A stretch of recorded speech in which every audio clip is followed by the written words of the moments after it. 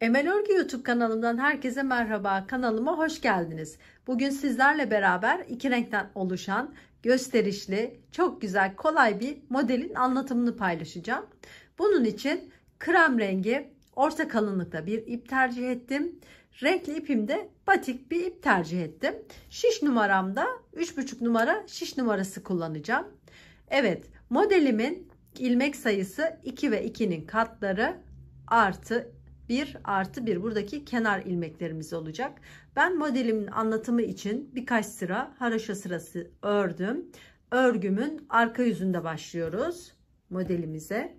Şimdi örgümüzün arka yüzünde ilk ilmeğimi örmeden aldım.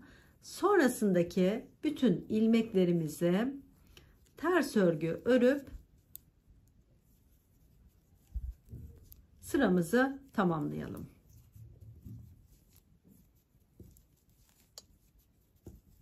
Sıra sonuna kadar ilmeklerimizi ters örgü olarak örüyoruz.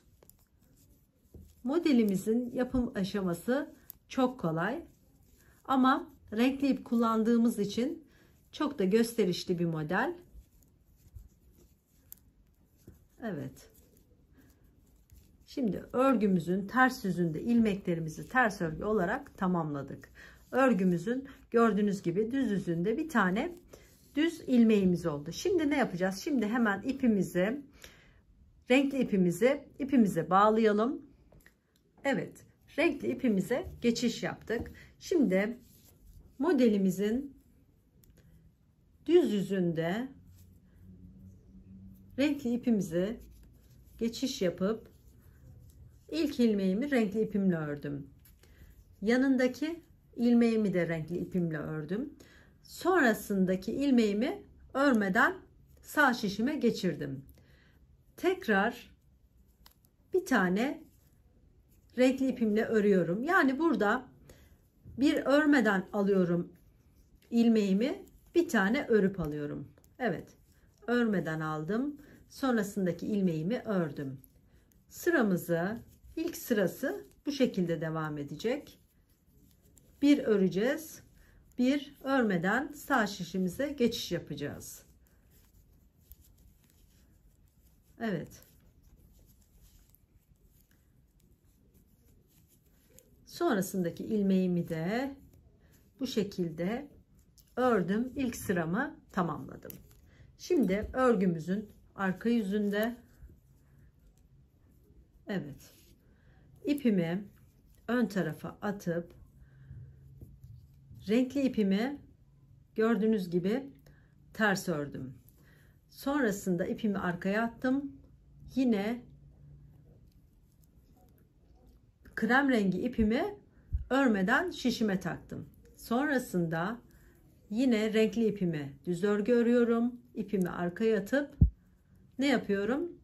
Krem rengi ipimi örmüyorum. Burada sadece renkli ipimizi düz örgü örüp yine krem rengi ipimizi örmeden geçiş yapıyoruz. Sıramızı bu şekilde tamamlayalım.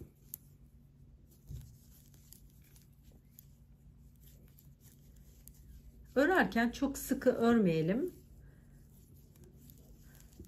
Modelimiz güzel gözüksün.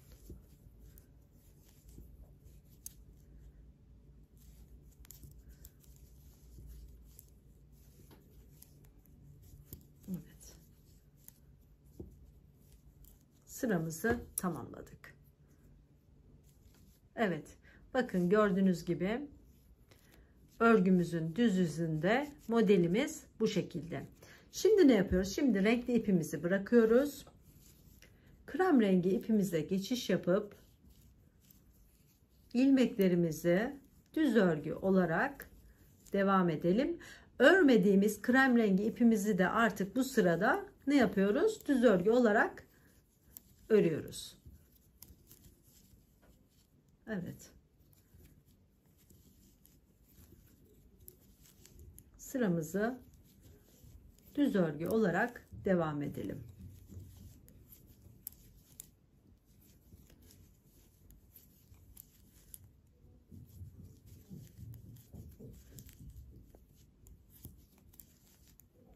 Evet. Sıramızı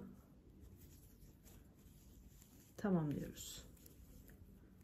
Ve sıramı tamamladım. Evet. Gördüğünüz gibi örgümün düz yüzünde bu şekilde gözüküyor. Şimdi tekrardan örgümün arka yüzünde ne yapıyorum? İlmeklerimi krem rengi ipimle geçiş yapmıştık zaten. Bütün ilmeklerimi ters örgü örüp modelimi devam ettiriyorum. Evet. Bu şekilde sıramızı tamamlayalım.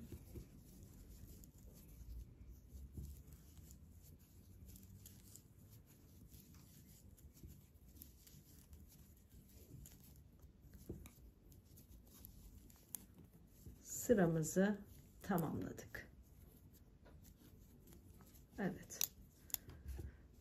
Şimdi birinci modelimizi yapmış olduk. Gördüğünüz gibi modelimiz bu şekilde. Şimdi ikinci modeli yine aynı şekilde modelimize başlangıç yaparken ne yapmıştık? Renkli ipimize geçiş yapmıştık. 2 tane ilmeğimizi renkli ipimizle örmüştük. Sonrasındaki ilmeğimizi örmemiştik. Bir örmüştük, bir örmemiştik. Bir örüp bir örmeden ilmeklerimizi bu şekilde devam ettirmiştik.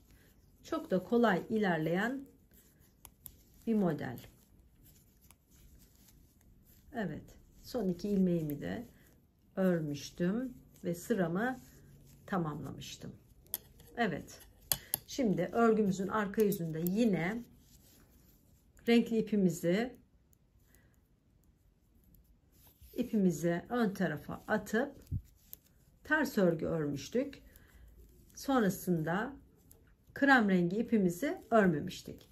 İpimizi ön tarafa atıp düz örgü örüp sonrasında arka tarafa atıp krem rengi ipimizi örmemiştik. Bu şekilde sıramızı tamamlayalım. Modelimizin anlatımı bu şekilde. Ne yapacağız? Bütün ilmeklerimizi bu sırada düz örgü olarak tamamlayacağız. Örgümüzün arka yüzünde de bütün ilmeklerimizi ters örgü örüp sıramızı tamamlayacağız.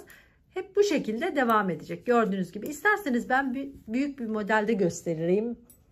Modelimizin. Evet, modelimiz gördüğünüz gibi bu şekilde kolay, gösterişli bir model. Dilediğiniz her türlü model uygulamasında kullanabilirsiniz. Çok kolay. Ben çok severek ördüm. Umarım siz de beğenmişsinizdir. Beni dinlediğiniz için çok teşekkür ederim. Eğer kanalıma abone değilseniz ücretsiz abone olabilirsiniz. Şimdiden hepinize kolay gelsin.